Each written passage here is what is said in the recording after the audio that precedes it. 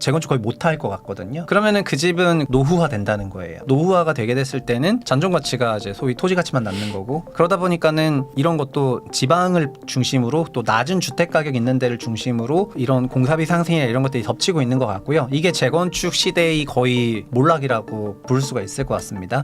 세상욱 대표님하고 이야기 나누고 있습니다. 이번에 피크아웃 코리아 책을 쓰셨잖아요. 그러면 여기서 제가 한번 여쭤보고 싶은 게, 결국에 이 피크아웃이라는 것 중에 가장 큰 게 또 인구도 이미 피크를 찍었기 때문에 이건 뭐 모두가 다 아는 거니까. 그러면은 이렇게 인구가 감소세로 가는 과정에서 이 재건축이든 재개발이든 해서 세대수 자체를 뭐 늘리는 것 자체가 뭐가 의미가 있냐, 뭐 이렇게 말씀하시는 분들도 있단 말이죠. 네네. 네, 그 재건축 재개발 이쪽도 상황이 안 좋잖아요. 우선 여기 어떠든지. 네, 저는 그 제가 갭 가격을 해석하는 방식이 다른 사람이랑 좀 다른데, 네. 제가 부익남 채널에도 나와가지고 예전에 그 소름 공식 얘기했을 네. 때 그 갭 가격이라는 건 미래에 지어질 주택의 현금 흐름이랑 비용을 다 더한 가격이 되는 건데, 중요한 거는 결국 재건축을 해야지 미래의 주택이 있는 거니까 재건축 비용보다 현재 임차료가 낮으면은 재건축 못 하거든요. 그러니까 지금 만약에 재건축 비용이 4억 5천인데 현재 임차료가 전세가 한 2억 정도밖에 안 되는 지방의 소형주택이다. 이런 주택은 재건축 안 되겠죠. 안 되죠. 짓는데 5억인데 전세 2억 받고 이러면 임차 소득이 안 나오니까요. 그래서 과거에 공사비가 낮았을 때는 많은 주택들이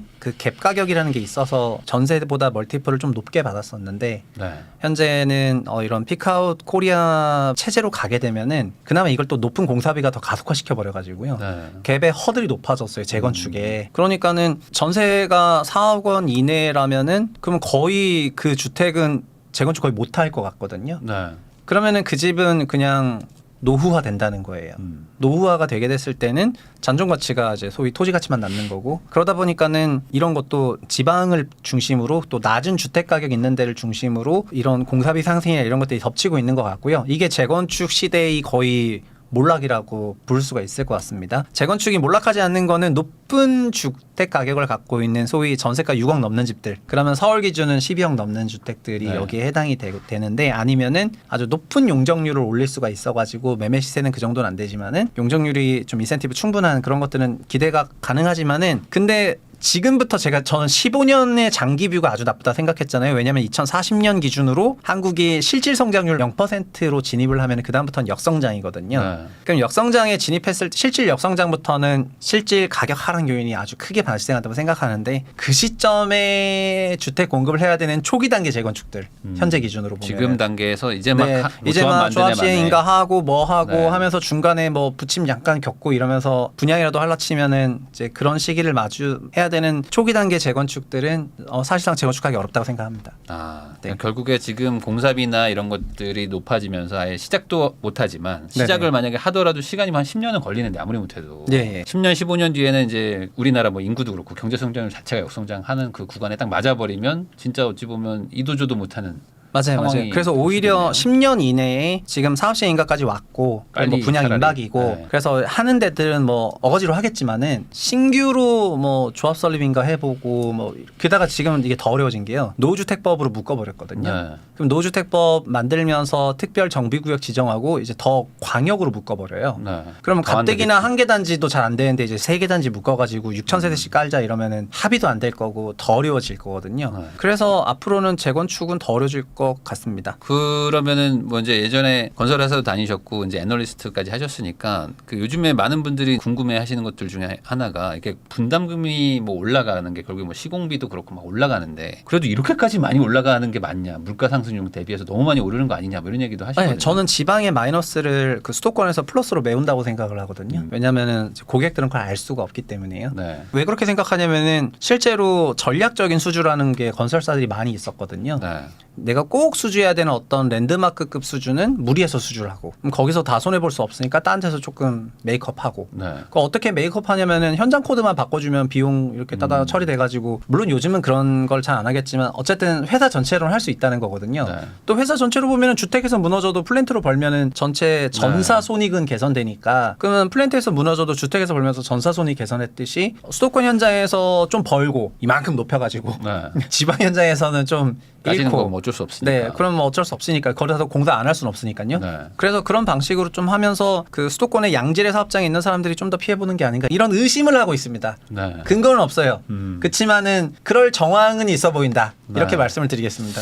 사실 뭐 저도 건설회사 다녀봤지만 이게 네. 적자 현장들이 있잖아요. 네. 어쩔 수 없이. 근데 거기를 뭐 원가를 높여든 어떻게 해서 이제 흑자로 바꾸느니 네. 야, 이거 그냥 손실이고 맞아요. 안 돼서 좀 떨고. 벌어서 메꾸자. 네. 이런 게 뭐 있을 수밖에 없다라고 추정하는 거죠. 네, 맞습니다. 맞습니다. 아, 그러면 그런 것이 반영돼서 아주 높은 그 공사비를 막 책정해서 분담금까지 요구하는 거다 이렇게 볼 수 있는 건가요? 저는 그런 부분이 조금 반영됐다 생각하는데요. 왜냐하면 서울 안에서도요. 그런 게 되고 안 되고 현장마다 공사비 차이가 너무 커요. 그러니까 네. 같은 서울에서 같은 거의 준 하이엔드급인데 어떤 데는 800이고 어떤 데는 1,300만 원이에요. 그러니까 이거는 약간 말이 안 되는 수준이라 생각을 하거든요.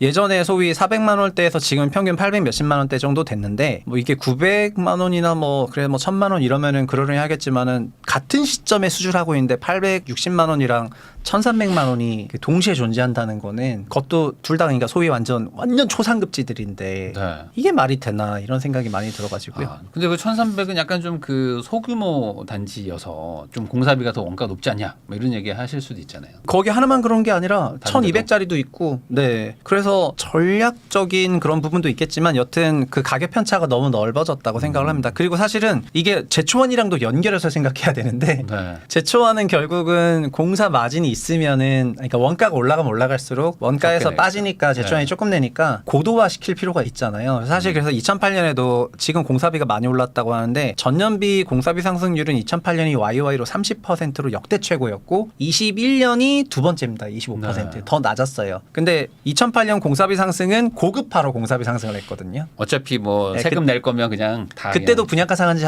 한다고 막 이러니까 좋은 그럼 거죠. 원가로 얹혀야 된다 네. 이래가지고 막 다 유럽산 이태리산 깔고 이러면서 근데 지금은 전반적인 물가 상승 때문에 이런 게 나왔는데 근데 그거랑 동시에 뭐가 이루어지고 있냐면은 제초원이 있거나 이런 데에서는 또 고급화를 같이 병행하고 있는 것 같습니다. 네. 그러니까는 공사비의 변동성이 좀 꽤 커진 게 아닌가 이렇게 해석하고 있습니다.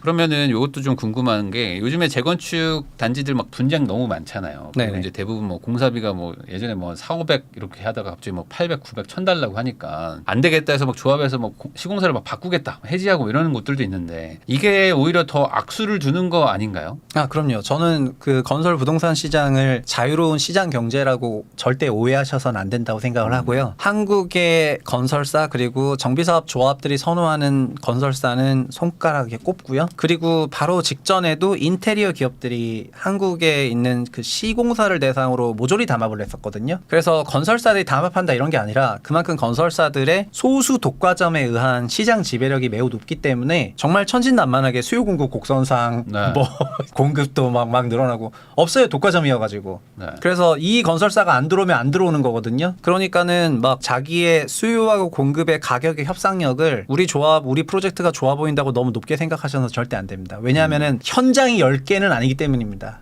건설사는 선호건설사는 탑10인데 현장은 그래도 많지 않습니까? 그러면 건설사 입장에서는 저기 너무 깐깐할 것 같다 그러면 안 들어가 버리면은 그냥 다 안 들어가 버리면 거기는 건설사 없어요. 그러면 하고 싶어도 못 하는 거거든요. 그렇다고 또 네. 막 중견 기업은 또 싫고 그건 네, 또 자기네들은 우리가 그렇죠, 못하겠고. 그렇죠. 네, 그러니까는 이 시장은 전형적인 그 소수의 독과점 현장이고 그래서 제가 참 국토부 장관 뭐라는지 모르겠지만 네. 이런 불공정한 거래 관행이 시장에서 눈에 보일 정도인데 예, 이런 거에 대해 가지고 소위 시장에 좀 밸런스를 좀 잡아줘야 되지 않냐 이렇게 생각합니다. 네, 그러면 이제 시공사를 바꾼다기보다는 그냥 어떻게든 또 협의를 해서라도 이제 우선 짓는 게 낫다. 뭐 지금 상황에서는 진행을 하고 있다면. 미래로 가면 갈수록 그 신축 도심 내 신축 주택 공급하는 게 더 어려워질 거라고 그렇죠. 생각을 하고 있습니다. 사실 네. 이거는 우리하고 일본하고 정 다른 얘기인데 일본은 전후 복구하는 과정에서 정부 재정이 그래도 있었어 가지고 정부 주도로 도심 재개발 사업을 하다가 나중에 돈이 떨어지니까 민간은 들어오라 이러면서 민간 시행사들이 크게 발전을 했거든요. 한국은 정반대로 전후 복구하는 과정에서 정부가 너무 돈이 없어가지고 그냥 민간에게 처음부터 열어줘 버려요. 그래서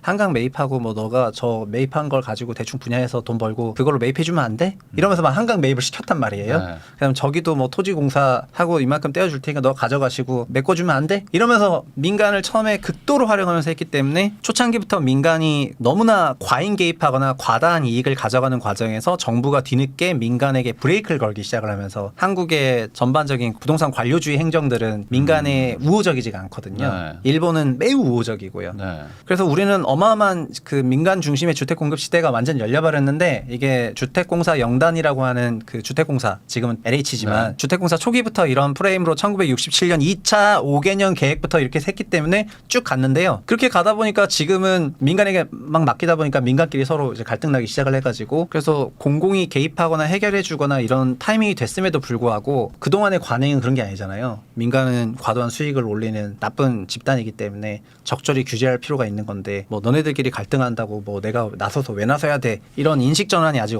없는 상태다 보니까 민간끼리는 가열차게 싸우고 정부는 그냥 가만히 싸우고 있군. 네, 뭐 약간 이렇게 하고 있는 사회죠. 이게 자연스러운 게 아닌 것이다. 예를 들어 일본 같은 경우는 원래 이제 공공이 더 많이 개입도 하고 하는데 예. 우리나라는 약간 공공이 개입하면 싫어하잖아요. 네, 맞아요. 근데 일본의 사례를 말씀드리는 거는 결국에는 기업이랑 정부랑 민간은 결국은 같은 나라에 있고 상호 협력하면서 이제 가야 되는 건데 한쪽이 너무 저쪽에 냅둬버리면 안 되는 거거든요. 지금은 이제 민간에게 오래 냅뒀던 기간이 수십 년 있었고 그 갈등이 아주 심화되는 국면에서는 중재를 좀 들어올 필요가 있는데 근데 사실 지금 공사비 갈등이 있는 국내 재건축 주 현장에 정부가 코디네이터를 보내고 있습니다. 네. 그래서 공사비를 좀 해결하고 있습니다. 잠실 진주 포함해서 막 5개 군데 대조 1구역에도 보냈고 남양주 진주에도 보냈고 한 5군데 보냈거든요. 공사비는 다 올랐지만 그래도 어쨌든 합의를 해가고 있지 않습니까? 그런 것처럼 전방위적으로 지금 이런 코디네이터 기능들을 강화하는 형태로 풀어줘야지 지금 돌아가고 있는 사업장이 그래도 돌아갈 수가 있다. 그러면은 이제 공공 얘기 나와가지고 그 신통기획이나 뭐 이런 것들 또 요즘에 진행을 한번 하다가 또 약간 좀 안 되고 뭐 이런 것들도 좀 나타나고 있는데 이런 건 좀 어떻게 평가하세요? 그런 것도 그 취지나 이런 건 다 좋다고 생각을 하지만은 결국 신통기획이라는 것도 서울시가 인허가를 진행하는 과정에서 내 말 들으면 속도 빨리 해줄게 이러면서 소위 꺾기를 건 거거든요. 저희가 은행이나 이런 데 꺾기 영업을 되게 싫어하면서 네. 부동산 공공의 그 꺾기에 당한 거예요. 빨리 해줄게 내 말 잘 들어 이렇게 한 말 안 거거든요. 들으면 늦게 가. 말 안 들으면 뭐 어떻게 하겠다는 거지. 이 시장은 자유시장 경제가 아니에요. 그냥 공공이 그냥 뭐 리젝해버리면 끝나는 건데. 그러면 말 잘 들어야 되겠죠. 근데 그 요구사항이 너무 과도해지는 이유는 그거를 민간이 받아들이고 협의하고 이런 게 아니라 요구사항이 원사이드하게 오기 때문이거든요. 너네 이거 하자? 이러면서 안 들으면 알지? 네. 그러면 뭐 우리도 사람인데 그리고 오해하시면 안 되는 게 인간은 감정을 읽는 방향으로 진화를 했거든요. 기분 나쁘면 안 할 수가 있습니다. 그래서 합리고 나발이고 그냥 기분 나쁜데요? 이러면 끝이에요. 그래서 그런 일들이 도처에서 벌어지고 있는 것이 신통기획인 것 같고요. 네. 그리고 애초에 저는 신통기획이 서울시의 기만이라고 생각했습니다. 오래전부터. 왜냐면은 공무원들이 서류를 만들어가지고 올라온 프로젝트를 똑같이 대응해줘야지. 말 잘 들으면은 빨리 해주고 안 해주고 어떤 새로운 사업 방식도 아니잖아요. 그러니까 모아타운이나 이런 거는 별도의 그 사업 형태이기 때문에 의미가 있지만 신통기획은 속도만 빨리 해주겠다고 하는 거니까 재량권을 너무 과잉 남용했다고 오래전부터 생각해 왔거든요. 사실 서울시 이런 거 좀 하지 말았으면 좋겠습니다. 사실 이거는 신통기획이 아니더라도 그냥 다 빨리 해주는 게 좋은 거죠. 다 빨리 해주는 게 맞는 거죠. 굳이 과도하게 뭐 이렇게 하는 게 아니라. 그래서 뭐 참 잘 모르겠습니다. 그래서 이것도 지금 어쨌든 삐걱삐걱 되고는 있는데 그러면은 이제 큰 틀에서 지금 재건축 재개발은 아까 말씀하신 대로 어떤 금액대로 끊어가지고 양극화로 간다 이렇게 봐야 될까요? 이 금액대 이하는 가로세 2차원이 있다는 않다. 겁니다. 기본적으로 금액대 사업성이라는 부분에서의 부분이 하나 있고 두 번째는 이제 민간 레벨의 갈등 수준에 따라 가지고 이제 갈등을 풀어주는 해결 방법이 없기 때문에 네. 갈등에 빠진 단지 안 빠진 단지 네. 빠지면 금액 무관 그냥 무조건 장기 안 되고. 표류한다. 네. 장기 표류하는 거고요. 그래서 과거에는 사업성만 보면서 들어가서 재건축이 뭐 괜찮아질 수 있는데요. 지금은 진짜 복마전이라는 겁니다. 미래에 이렇게 갈등이 격화될지 안 격화될지 어떻게 할 수가 있겠습니까? 그렇죠. 그러니까는 근본적으로 불확실한 미래를 끌고 가는 것은 어느 정도 약속된 그런 과정 속에서 간다는 건데 지금은 그 중간에 함정이 너무 커져가지고 정비 사업이 굉장히 불합리한 체제로 넘어가는 것 같습니다. 거기다 이제 말씀하신 것처럼 이제 피크아웃의 상태이기 때문에 이제 2040년 정도쯤에 입주가 될까 말까 하는 그런 단지들은 더 지금 초기 단계요? 상황이 더 현재 힘들 수 초기 있다. 단계는 근데 사실 정비 사업을 하면은 늘 그렇지만 초기 단계가 분위기가 좋거든요. 뭔가 으쌰으쌰하니까. 으쌰으쌰하고 뭐 조합 설립하고 빨리 진행이 되네. 조합장이 좋네 했는데 근데 결국 모든 현장에서는 사업 시행 인가 단계에서부터 갈등이 격화되잖아요. 꼭 그렇게 지어야 돼. 그 높이로 지어야 돼. 뭐 어떻게 해야 돼. 이래가지고 뭐 임대주택 받아야 돼. 왜 기비채납 그렇게 해야 돼. 뭐 설계사 시공사 선정할 때부터 시공사 왜냐하면 수주전이니까 그 시공사를 싫어하는 조합원은 무조건 나오게 돼 있고 뭐 그러면 등등등 많은 그런 갈등이 있다 보니까 그러면 지금 이렇게 재건축 재개발 시장이 워낙 지금 분위기 안 좋은데 이게 그러면 앞으로 그냥 장기 장기적으로 계속 이렇게 갈 수밖에 없는 거라고 보시는지 아니면 반전의 어떤 그런 기회가 있을 수도 있는 건지. 저는 지금 반전 없다 생각합니다. 반전은 아마도 다른 나라에서들처럼 시장 참여 주체들하고 공공하고 뭔가 새로운 모형이 됐던 아니면 유의미한 어떤 성과가 됐던지 간에 결국 어떤 사회 전체에 영향력을 행사하는 큰 뭐가 등장해야 된다 생각하고요. 사실은 지금 공사비 갈등도 2022년에 있었던 둔촌주공 갈등이 전국 버전이거든요. 네. 그 똑같이 만약에 어떤 현장이 있는데 민관합작이 잘했어요. 그런 게 되게 유의미한 프로젝트에서 딱 퍼졌다고 생각한다면 그게 얼마든지 벤치마크가 될 수 있지 않습니까? 그래서 그런 게 나와가지고 사람들 인식이 바뀌지 않는 한은 지금 같은 구조로 계속 갈 것 같고 그러면은 뭐 전반적으로 안 좋아질 거라고 보고 있습니다. 그러면은 사실 지금 아파트를 뭐 사고 싶은 사람이거나 아니면 이제 지금 뭐 거주는 하고 있어도 다들 이제 신축을 살고 싶어 하시는 게 많잖아요. 네네. 그리고 신축에 살아보면 또 좋기도 하고. 근데 이제 서울 같은 기준으로 봤을 때는 재건축 재개발 말고는 신축에 뭐 들어가기가 쉽지가 않은 상황에서 네네. 그러면 신축을 살고 싶어요 하시는 분들은 어떻게 해야 되는 걸까요? 재건축 재개발은 우선은 좀 거리를 좀 두고. 네, 저는 그래서 신축은 당연히 더 비싸질 거라고 생각합니다. 도심 내 신축 주거 공급하는 형식이 더 희소화되고 더 네. 가능성이 낮아지기 때문에 그래서 동일 주택이 동일 가치가 아니라 사람들의 선호를 반영하게 돼 있으니까 신축에 대한 선호가 크게 반영이 될 거라고 생각을 하고 있습니다. 다만 이것도 이제 피크아웃 코리아 버전으로 말씀드리면은 수도권 내의 신축 주택에 대한 선호도만 커지는 거고 네. 이제 비수도권은 중장기적으로 인구가 빠진다고 생각하고 어느 정도 소멸 가능성을 열어놓은 상태이기 때문에 거기는 뭐 매매가가 그렇게 크게 신축이라 하더라도 강세로 가겠냐 이렇게는 안 보고 있고요.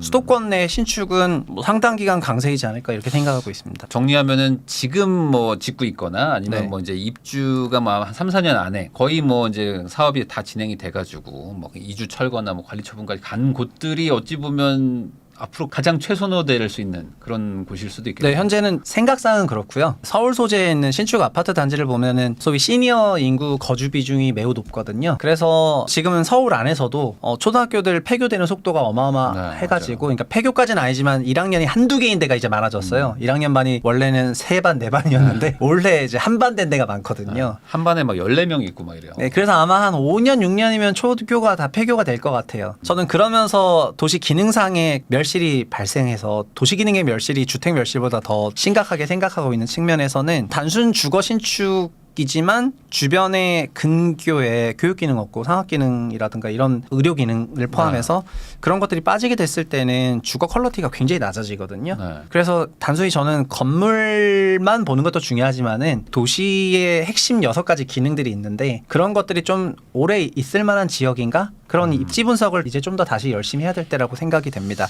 그게 기본적으로는 교통적인 건데요. 첫 번째는 직장을 얼마나 빨리 갈 수 있는지 교통. 두 번째가 교육 환경인데 네. 이제 학교 없어질 거를 많다고 생각하면은 교육 환경이고요. 세 번째는 상업 시설을 포함한 편의 시설이 주변에 많아야 돼요. 편의 시설 없으면 진짜 살기 불편한 네. 거는 경험하셔서 아실 거고요. 네 번째가 주변에 꽤 근거리에 자연 환경이 있어야 돼요. 그게 사람한테 충분한 리프레시를 주고 그 가치가 굉장히 높거든요. 그리고 그다음에 문화 시설이 거기 한 꼭지가 해당이 되겠고 마지막이 의료 시설이 되겠습니다. 네. 그래서 의료 시설도 학교가 없어지게 되면은 아마도 그 소아과를 포함한 그런 과별로 없어지기 시작을 할 거예요. 그러면은 거기가 도시 기능이 마비되는 거랑 똑같죠. 물론 3차 의료기관은 전국 단위를 커버하기 때문에 웬만하면 전국을 커버하기 때문에 3차 진료는 있겠지만 1차 진료하기만 하더라도 상당히 이동해야 될 수가 있어요. 그래서 종전보다는 지금은 의료 부분을 아주 긴밀하게 봐야 될 것 같고 요즘에 또 의사 관련 이런 이슈 때문에 네. 이제 전공의들이 다 지금 미국으로 가네마네 하고 있는 이런 상황이어가지고 의료 기능 소실은 생각보다 훨씬 빠르게 올 것 같거든요. 그래서 부동산 그 집, 새 집 이런 것만 보지 마시고 주변 입지 환경이랑 생활 환경을 두루두루 살피면서 대응을 하시면은 집이 설령 노후주택이라 하더라도 그냥 어느 정도 적당히 인테리어 고쳐서 쓰면 되지 않습니까? 네. 네, 그래서 너무 신축에 대한 과도한 몰입은 하지 마시고 복합적으로 생각하셨으면 좋겠습니다. 그래서 이제 뭐 초등학교 좀 과밀 학군 뭐 이런 곳 인근으로 가는 게 낫다. 뭐 이런 얘기 하시는 분들도 있어요. 네, 아마 직관적으로는 그런 네. 생각이 드실 겁니다. 과밀학군 쪽으로 가야지 그게 교육 기능이 제일 오래 가니까. 그래서 그게 틀린 말은 아닌데 과밀학군이 얼마 없습니다. 네, 그래서 맞아요. 그거는 범용적인 솔루션이 될 수가 없거든요. 이제 학교 다 없어진다고 난리인데 그러면 다 서초강남 가라는 겁니까? 그래서 그거는 그냥 서초강남 좋다 이런 말이어가지고 큰 의미가 없다고 생각을 하고요. 자기 사는 지역에서 그런 도시 기능들이 유지가 될 만한 것들에 대한 잘 고민을 해보시면 좋겠습니다.